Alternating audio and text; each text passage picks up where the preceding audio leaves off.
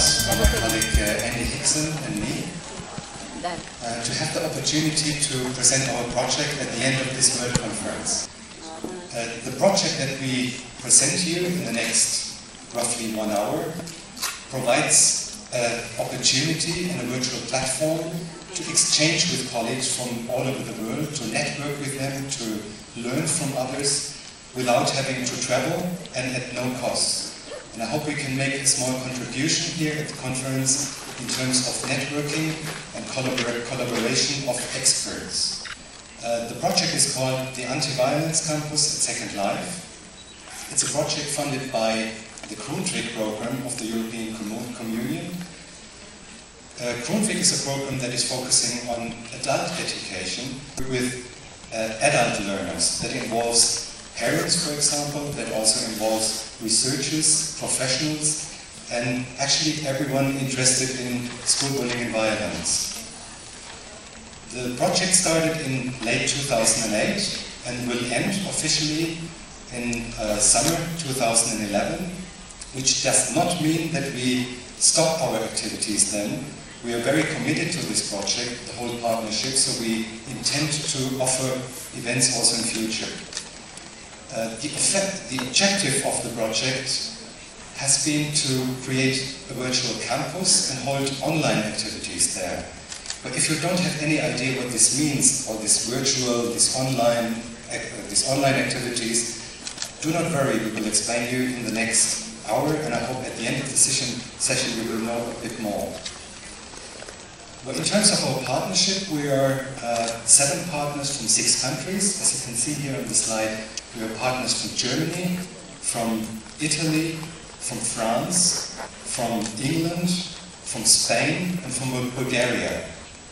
Well, as you can see here, one of our partners is the International Observatory for Violence in School, with Eric Debavieux, Claudia, and we have a good mix between universities and also NGOs and small enterprises, and we also have IT experts who create the virtual campus.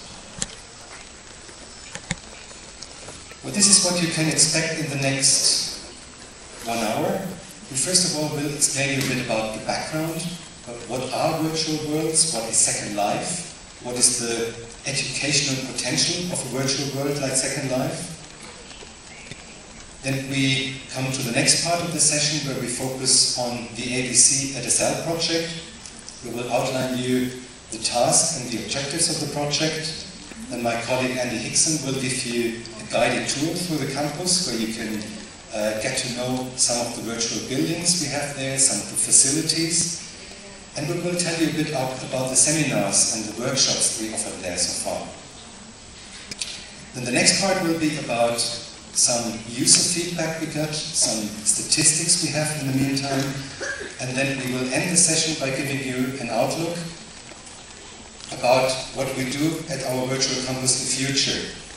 So what kind of events do we offer, also in which way we will cover this World Conference here, and finally also how you yourself can profit from the campus by using it.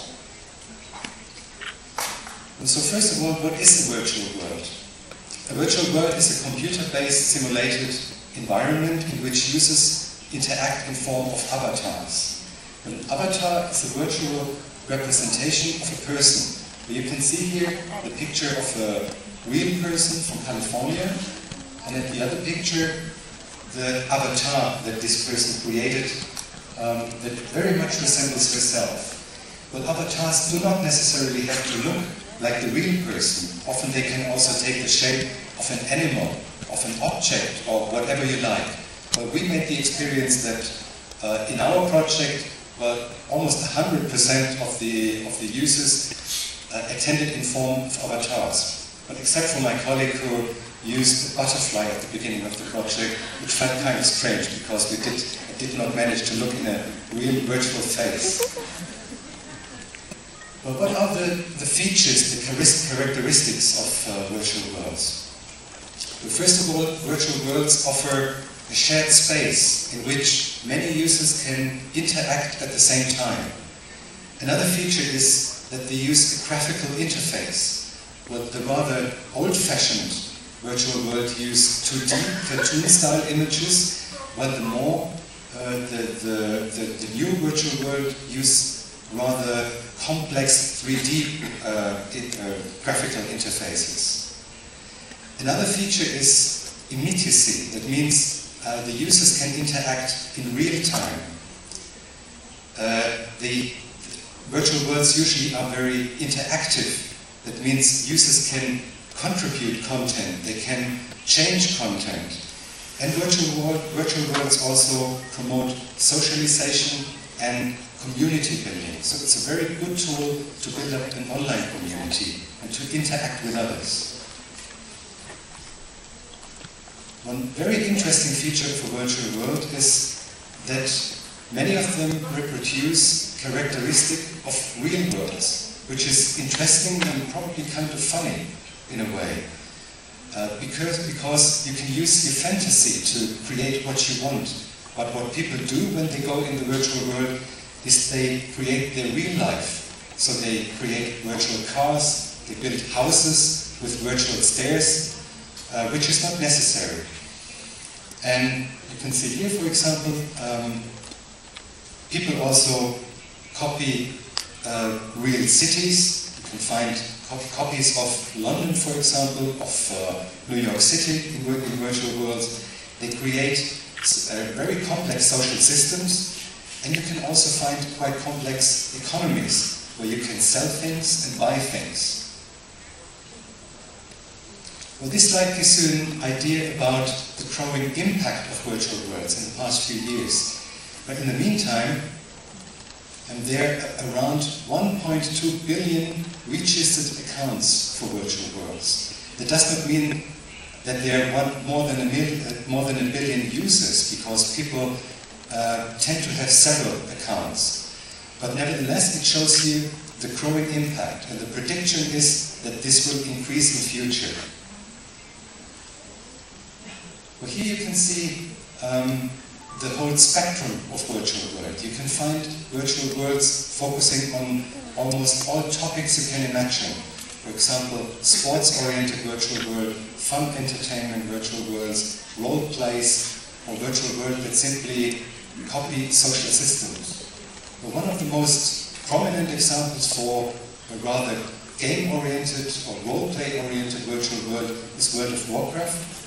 Another prominent example of a virtual world that copies a real social system is The Sims. Then PlayStation also uses a virtual world in the meantime that unites more than 30 million users. And the virtual world we use in our project is called Second Life. So what is Second Life?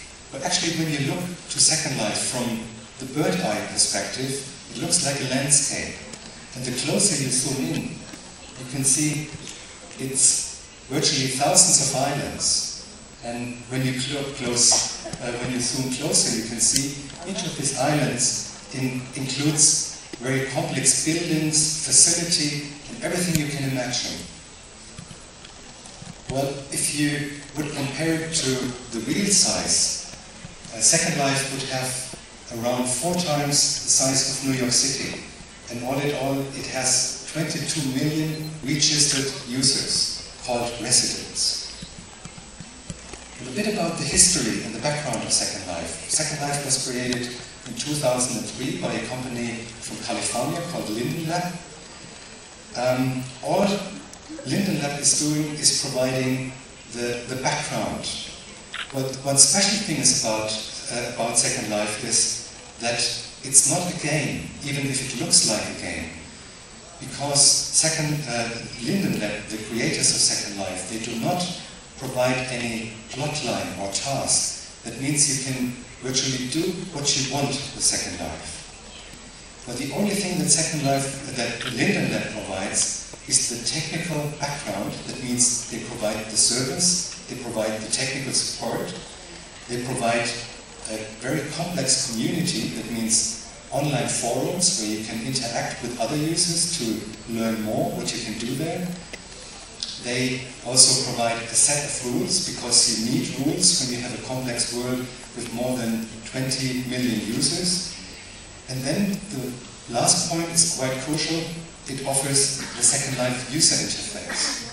That's it's a screenshot of the picture that you can see when you log into Second Life. And what you can find is a set of tools that allows you, for example, to communicate with others. You can, for example, communicate in form of voice chat. But in the meantime, Second Life is the second biggest provider of voice communication next to Skype. Apart from voice chat, you can text chat. You can use text chat, but in the meantime, most of the users prefer to use text chat. One very interesting feature about text chat that is especially of interest when it comes to international communication is that the latest client of Second Life offers an automatic translation by means of Google Translation of text chat. That means when you use, for example, a Spanish browser and someone is communicating with you by means of text chat in English, it gets automatically translated to Spanish. The translation is far away from being perfect, but nevertheless it gives you a good orientation of what the other people want to say. Well, the second set of tools is focusing on moving your avatar. You can, for example, fly across Second Life, which is pretty cool. Actually, when you come back to real life after a Second Life session, you kind of miss it. Then you can walk with your avatar, and you can also use teleports. That means you can jump from one place to the next place, like Captain Kirk did in Enterprise. Also, another very important set of tools is for creating objects. For example, you can change the appearance of your avatar in the way you want. You get some standardized avatars in the beginning, and you can shape them in the way you want. Only the sky is the limit. Then you can also customize spaces. When you get a new island in Second Life, it's empty, and you can fill it with life in the way you want. And you can finally create objects, whatever you like. Well, the consequence of this is that almost everything in Second Life has been created by its users, and it's also owned by its users. Well, here you can see some examples of the different kinds of places you can find in Second Life. You can find, for example, rather fantasy-oriented places. You can find copies of real cities. You can find copies of historical places, like ancient Rome, for example, which is quite exciting for history education. You can find places that focus on science, where you can, for example, explore models from chemistry. You can find places that focus on art and music. And you can find an area that is getting increasingly important and has been discovered by the research community, places that focus on education. And what makes Second Life interesting for educators? You can see here some examples of universities and higher educational providers that use Second Life in the meantime. But in the meantime, it's several hundreds universities and educational institutions that use Second Life. Examples are Oxford University, NASA e-education, the Open University in the UK, and here, as you can see, also several universities from Australia, from Mexico, from South America, and virtually from all over the world. It's still increasing at the moment. But what does Second Life offer for educators and also for adult learners? Well, first of all, one interesting feature about Second Life is that it gives students the sense of embodiment and the feeling of face-to-face encounter. But unlike traditional e-learning platforms where you interact with others in form of text chat, for example, you can look in the face. Or you look in a virtual face, but still it feels stronger than just reading a text that other people are typing. Then Another potential of Second Life is, like other e-learning tools, it brings students from remote places to the same virtual classroom. For example, you can have seminars with users from Australia, from South America, from Europe, and any parts of the world who meet in the same classroom. Another interesting feature for educators themselves is that Second Life offers a lot of communities where educators can interact. There's, for example, a community called SL Education, which involves something like 3,000–4,000 educators that can exchange about all kind of challenges, all kind of problems they deal with in their work. And finally, Second Life is probably the biggest virtual world that offers also numerous tutorials and guidelines for its users. So whatever you want to do in Second Life, if it's for example using a PowerPoint or something else, you can find an existing guideline that was already provided by other educators. Well, when it comes to virtual seminars, for example, interesting applications are, for example, that you can use PowerPoint presentation. So you can upload your PowerPoint and can use it in the virtual classroom. Where here you can see a screenshot from a session that was given by Christina Sarnivari about the keyword program. And you can also use video and audio slides. So the whole environment is very interactive. Well, these are some examples of the different kinds of educational activities you can offer in Second Life. For example, you can use it for distance and e-learning programs. You can use it for presentations or for discussion panels, for training, for exhibitions, for projects that focus on art education, and many other things. And now we come to the second part of the presentation, where we outline the AVC at SL project, the task and the objectives. Then we will show you the buildings of the campus, and also we will tell you something about the seminars and workshops we offer there so far. But first of all, we wanted to promote an innovative use of 3D virtual world environments for adult education. And we wanted to make use of the various opportunities a virtual world like Second Life offers for e-learning, especially related to school bullying, violence, racism and xenophobia. And finally, we wanted to establish an infrastructure based on a virtual world for networking users and experts and organizations from all over the world dealing with school bullying and violence. So now I'm happy to hand over to my colleague, Andy Hickson. So Thomas has talked with you about Second Life in general and the history of the Anti-Violence Campus, or the AVC, as we like to call it for short. I would like to say a few words to you about the AVC island itself. This is a map of the AVC, and as you see, it is based on an island. We have 4 distinct areas. You'll see them numbered, 1, 2, 3 and 4. They are the Adult Education Centre, that's number 1. The Creative Arts Centre, that's number 3. The Research and Information Centre, which is number 2.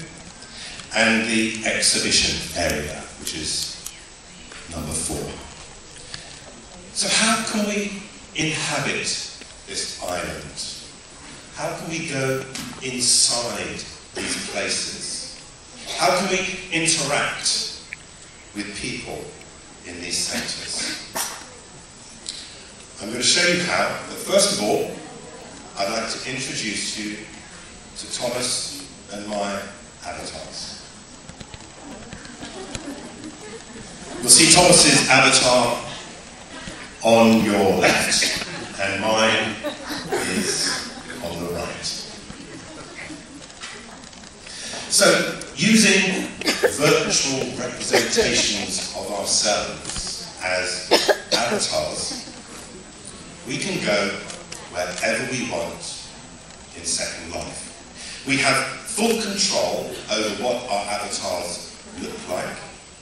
We can design them however we want. The possibilities of how you can use our island are only limited by your imaginations. For some people, moving around and getting places in Second Life can be difficult, particularly if they've had no online or virtual experiences before.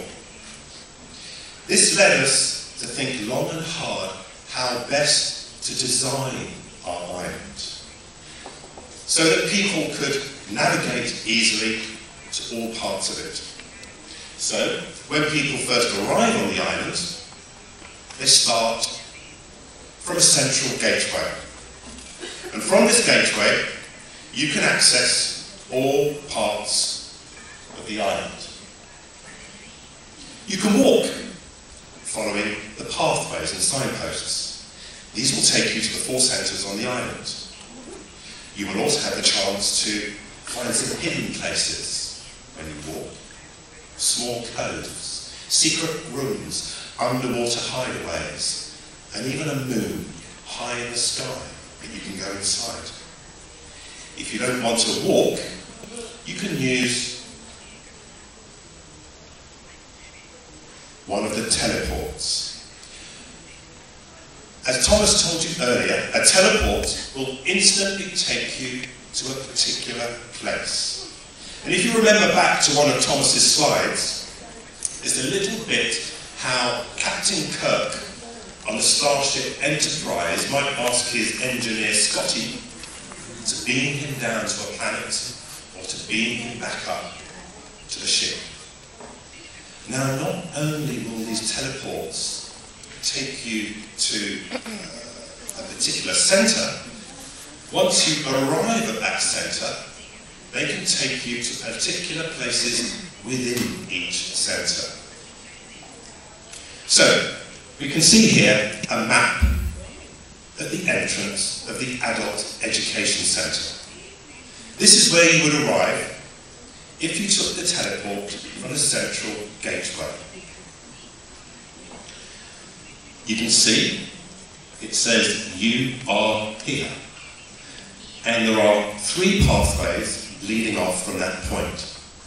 One will take you to the auditorium, another to the underwater classroom, and then you can also go to the 2 open classrooms. Now, you could just walk along the pathways, or you could teleport yourself by clicking on the click to teleport. And if you wanted to go to the first open classroom, you would travel there instantly. But you don't just have to walk or teleport. You can also fly. There we can see my avatar, Mr. Melody. He's hovering around the Ark. That's where he spends most of his life, in that creative art centre. Communicating is easy. We can use our voices just as we do in real life and have live, real-time conversations with one or more people from all over the world. We can also use text chat, as you can see from the text chat box on the left.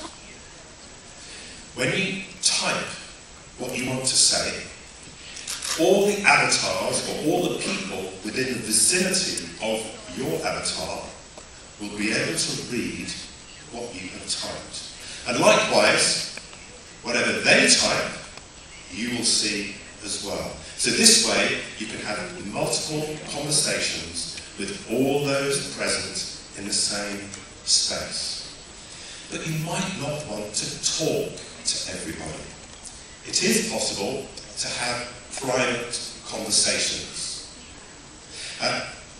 In this way, you would use private instant messaging, much like you find on Skype, Facebook, MSN, and other chat systems. For educators and presenters, it's worth pointing out that there are a wide range of tools, some of them mentioned already by Thomas, including PowerPoint capabilities, interactive whiteboards, posters, flip charts, and films. The anti-violence campus gets used more and more each day. The activities we provide have been wide-ranging. Already we have had live theatre performances, film showings, talks, presentations, workshops, training programs, exhibitions, and special events. Contributors to date have included Professor Catherine Blair and Professor Eric Bellagio, along with a whole host of other people from Europe, the Americas, Asia, and parts of Africa. We have hosted over 30 seminars and workshops, 4 training programs, 3 art exhibitions, 2 film displays, and in addition, 15 international organisations have promoted themselves through our exhibition area. Now, to ensure that we stay at the cutting edge of innovation and technology, we are always on the lookout for new software, programs, and presentation packages. For example, in the near future, we will be introducing the audio whiteboard. Now, the audio whiteboard is based upon a traditional interactive whiteboard utilising drawing and graphical functions. The main difference being that everything can be operated by voice control. Now, we promote our activities within the new sections of Second Life and via personal emails.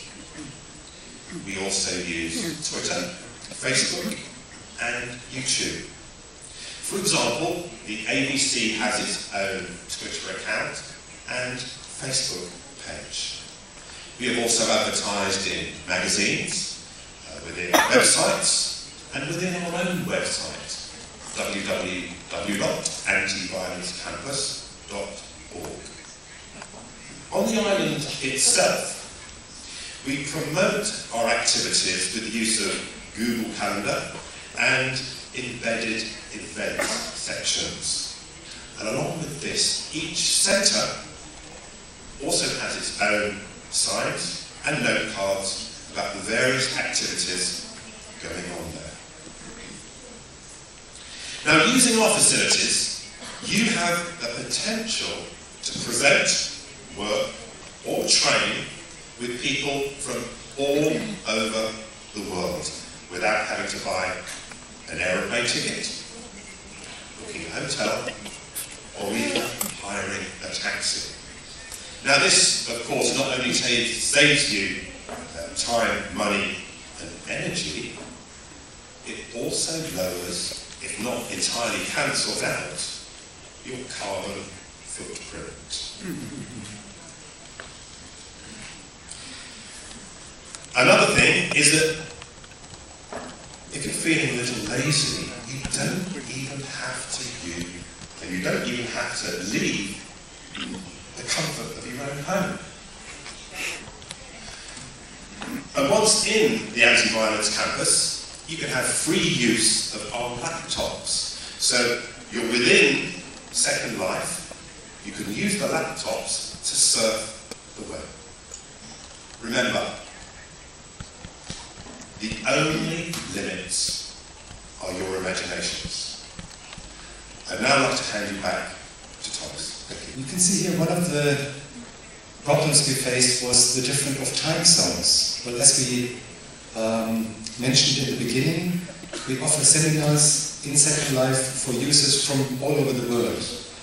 And we noticed when we checked our tracking data that some people arrived a couple of hours earlier of a session or a couple of hours later than we had a session. So the solution we provided was that apart from a calendar of the events we used, we offer hyperlinks to a world meeting planner in the meantime.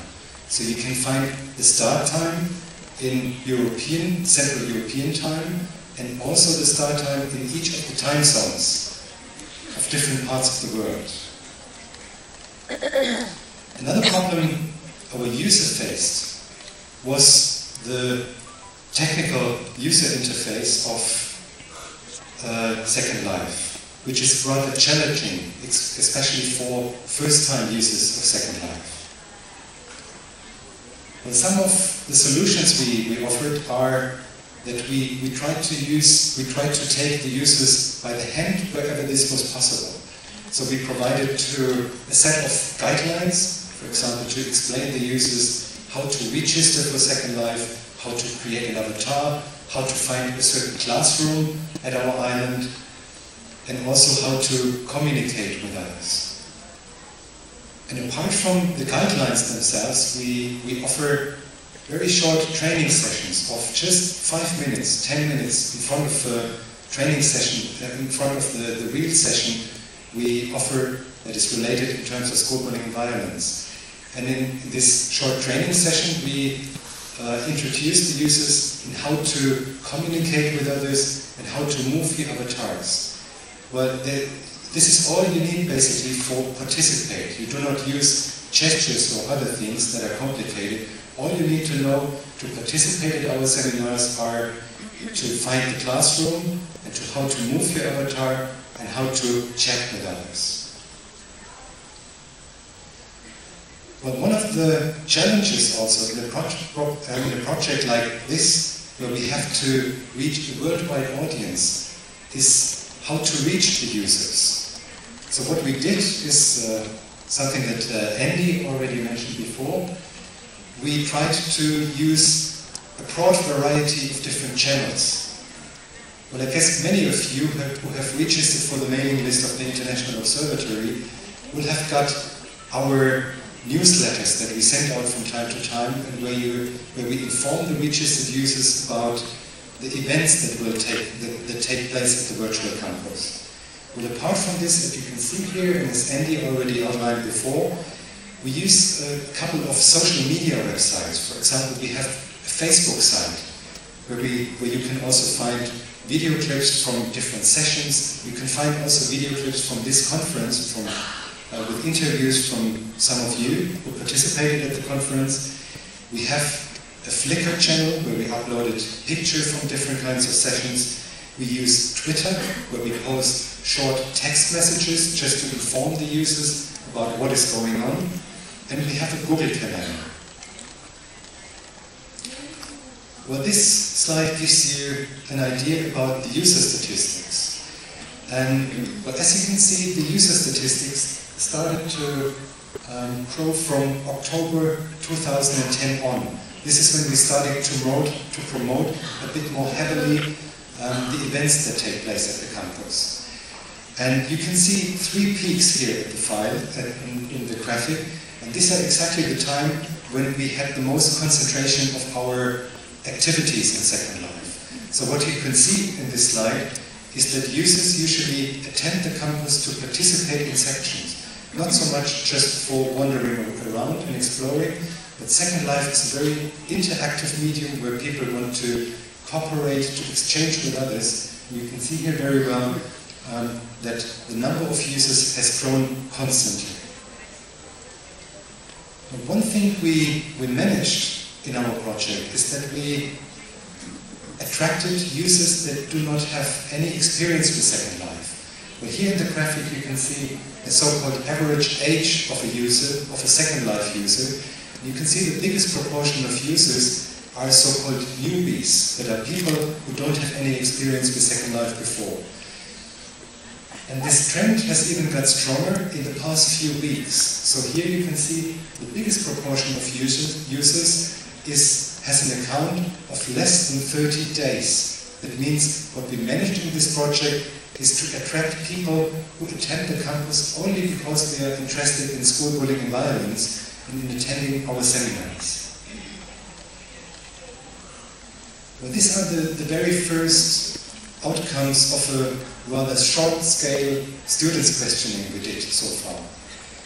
Well, as you can see, the overall majority of our users have been whether highly satisfied or satisfied with what we offered. You can see, for example, they have been very satisfied with the learning outcome of a session, or with the quality of the content we provided in our training seminars, also with the expertise of the tutors, also the satisfaction with the learning environment, with the working atmosphere, and also in terms of the interaction between the tutors and the students has been extremely high. Well, in another part of the questionnaire we asked our users, where is Second Life stronger and where it's weaker than the rather traditional learning environments like Webcity or Moodle, for example. You can see here at the slide the very strong part of Second Life is in interaction. So the highest ratings are for informal, playful learning, in group work, in collaboration, in role-playing, in team-building processes. And these are parts that are not so strong in rather traditional e-learning platforms. But as you can see, the satisfaction rate was less high when it comes to teaching whole distance learning programs in Second Life or using it for full training courses. And this, in a way, these results confirm what has been found out by research in terms of using virtual worlds for online education. That Second Life has its strength in interaction, in collaboration, but when it comes to making available learning material, for example, it makes more sense to offer an external forum where the people can download the online material and other content.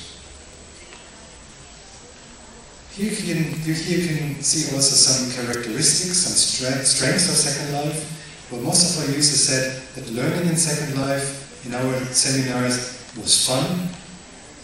Also what our users liked very particularly was the intercultural learning. That means learning together and from other users from other parts of the world. And the majority of users also said it's effective for acquiring knowledge. The challenges that were perceived by the users are in communication. So you can see part of the users said communication is a bit complicated, and also many users said that learning Second Life requires too much training time. But here you have to keep in mind that many of our users are first-time users of Second Life. So when you use Second Life for the very first time, it feels kind of strange. So, as stated earlier, using AVC is only limited to people's imaginations. And to whet your appetites, I want to briefly mention a few ideas of how people like yourselves and other specialists, researchers, groups and organisations can use the AVC. As we have shown you already, you could use the AVC for meetings, seminars, performances, lectures, workshops, exhibitions and film displays. You may want to run training programs, or you could promote your work, organisation or company. You could also use the AVC as an online advocacy centre for work that you were doing, getting people to sign petitions, protesting and encouraging public discourse about your topic. Virtual worlds are also a great place to reach new audiences to approach for fundraising or donations. It is also possible to use the AVC Island to help with your recruitment of volunteers or workers. In addition to advertising within Second Life, it would also be possible to hold preliminary interviews with your prospective candidates within the campus. Remember, it is all free. It would not cost you anything. Doing the impossible. Yes, we really can do the impossible in Second Life. Everything from physics to user interface can be different from our real world.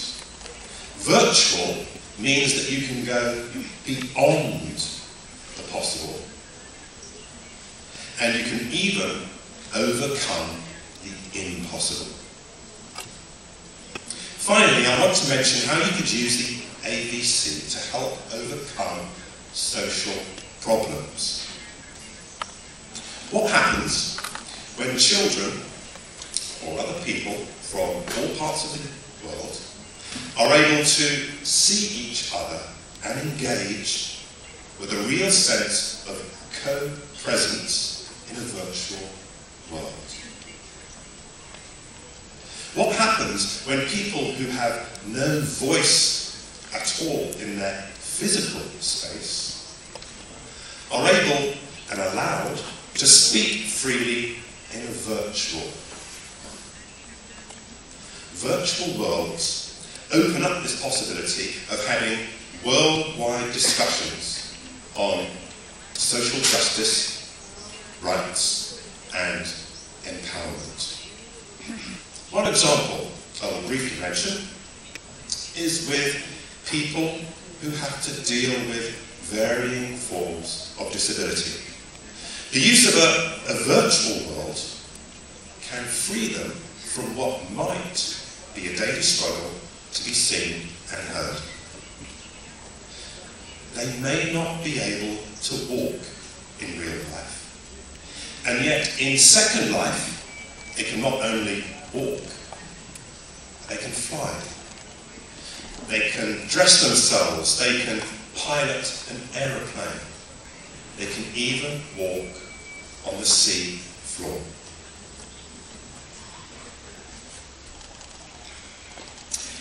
Thomas briefly mentioned that we have been promoting this conference through the AVC. We've interviewed some of you, and over the next few days we will be writing stories about some of the things that we've seen here. Outlets for our stories will include the AVC website, blogs, Twitter, Facebook, YouTube, and Flickr. We also hope that some of you would like to present your work, your research, or your activities within the AVC. If this is something that you're interested in, please come and talk to us after the presentation or contact us via email.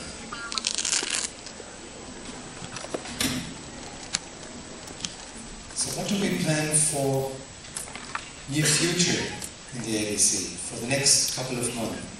For example, we plan to hold a series on events on cyberbullying. We invited already people from different countries to outline the situation in their countries. And we will continue to have presentations of good practice from virtually all over the world. And as Andy said, if any one of you is interested to contribute, you're very much invited to, and please contact us for this purpose.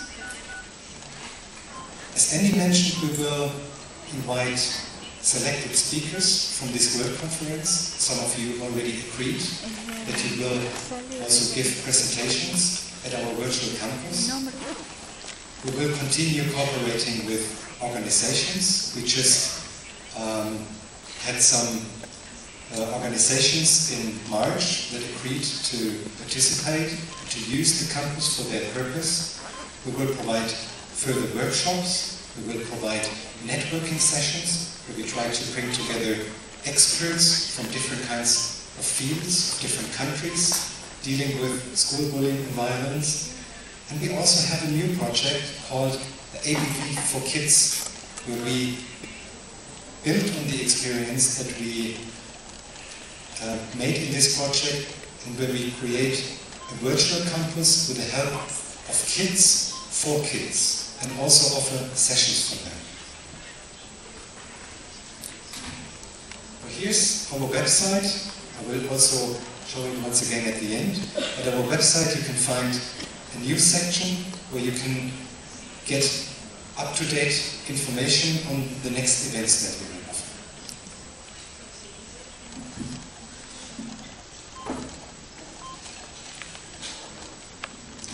It's not just about us and what activities we can offer. It is also about people like you and what you would like to create or produce in the AVC. All of our centres are freely available for individuals, groups and organisations of all shapes and sizes to make use of. This includes our meeting rooms, training rooms, theatre, cinema, auditorium, library, classrooms, workshop studios and even our cafe. They're available for all kinds of formal and informal educational purposes.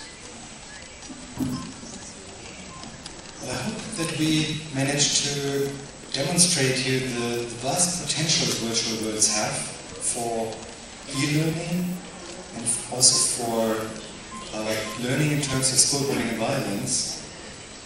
But also our experience so far suggests that a virtual world, like our virtual campus, is a very powerful tool to network experts, for example, to make them learn from each other and to pool their expertise. And we think that, especially when it comes to bigger organizations with a worldwide infrastructure, like the International Observatory for Violence in School, the virtual campus could be a very powerful tool to bridge the time between the big conferences, so that the people, the experts, can interact also in the time between. Also for networking the national observatories, for example, it can be a really powerful tool. We assume that if you want to tackle a complex problem like school bullying and violence, we have to interact, we have to learn from each other, we have to cooperate, and we have to do this continuously. And we very much hope that our virtual campus can make a small contribution towards international networking and collaboration of experts. So thank you very much for your attention. Also that you stayed with us until the end of the conference in spite of the great weather outside. So thanks a lot.